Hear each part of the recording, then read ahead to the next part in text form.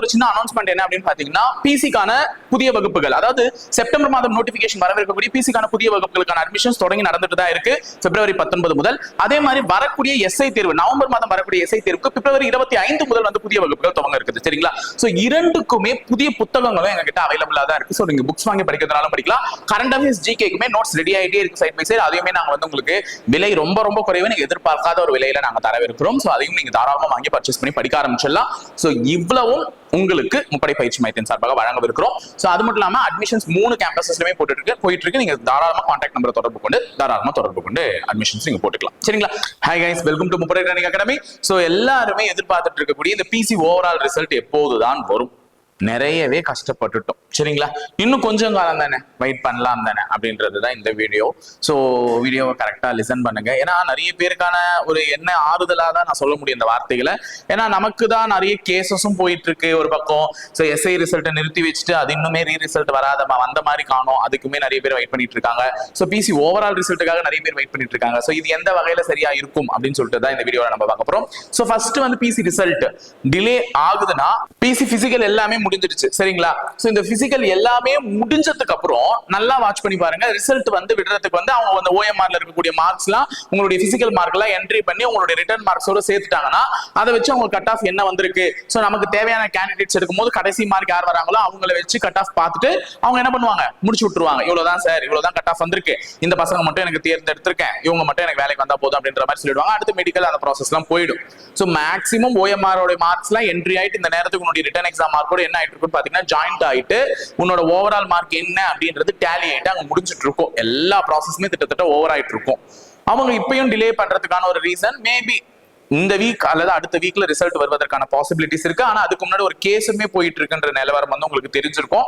So ஹைட்ல நிறைய பேர் வந்து ரிஜெக்ட் பண்ணிருந்தாங்க. சோ நிறைய பேர் நான் போன செலக்ஷன்ல வந்தேன், என்ன ஹைட்ல உள்ள சேர்த்த இதே டிஎன்யூஎஸ்ஆர்பி போர்டு தான் இந்த வருஷம் என்ன வெளியே அனுப்பியிருக்கு.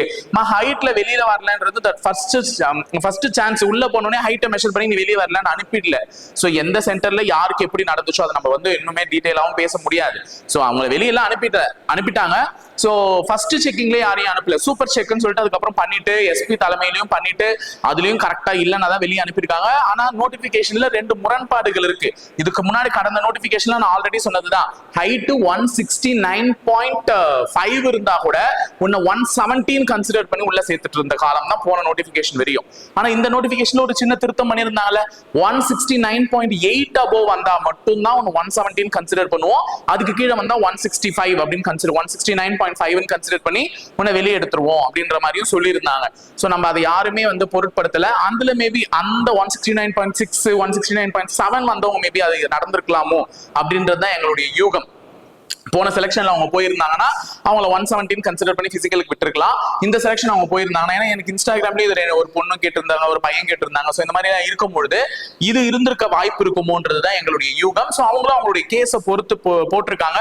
சோ கேஸுக்கான முடிவு என்ன வருதுன்றதை பார்க்கலாம். ஏன்னா எஸ்பி தலைமையில மொத்தமா சூப்பர் செக் பண்ணி தான் வெளியே அனுப்பியிருப்பாங்க. சோ அந்த கேஸுமே ஒரு நிலுவையில போயிட்டு இருக்கு. சோ அதனால ரிசல்ட் நிறுத்தி வைப்பாங்களான்னா என்னை பொறுத்தவரையும் அது பெரிய டவுட் தான். ஏன்னா இதுக்கு முன்னாடி ஒரு கேஸ் போயிட்டு இருக்கும் பொழுதே போன வருஷத்துக்கான 2023 பிசிக்கான ரிசல்ட் வெளியிட்டு அவங்கள ட்ரைனிங்க்குமே அனுப்புனாங்க. சரிங்களா?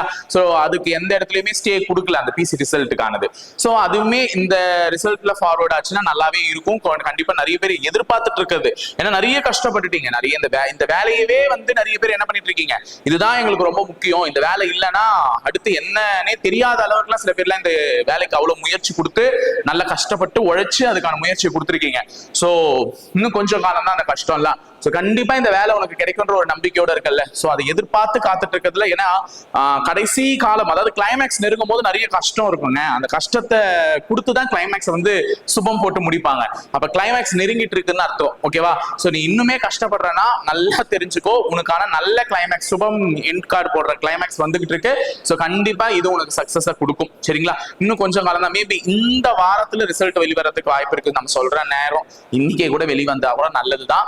சோ இந்த வாரத்துல ரிசல்ட் வெளிவரதுக்கும் அந்த கேஸ ஒரு பெரிய பொருட்டா எடுத்துக்காத பட்சத்துல இந்த வாரமா அல்லது அடுத்த மார்ச் மாதம் முதல் வாரத்திலேயோ ரிசல்ட் வெளிவருவதற்கான வாய்ப்புகள் நமக்கு இருக்கும். சோ வெயிட் பண்ணி பார்ப்போம். எதுவா இருந்தாலும் ஹோப் ஃபார் த பெஸ்ட், அவ்வளவுதான். சரிங்களா? நான் அதான் இங்க சொல்லியிருக்கேன், வெயிட் பண்ணலாம். சரிங்களா? வெயிட் பண்ணுவோம். கண்டிப்பா நமக்கு ஒரு பெஸ்ட் ரிசல்ட் வந்து இந்த பிசி கொடுத்துட்டு தான் போகும் நம்புறோம். நாங்களும் நம்புறோம், நீங்களும் நம்புங்க.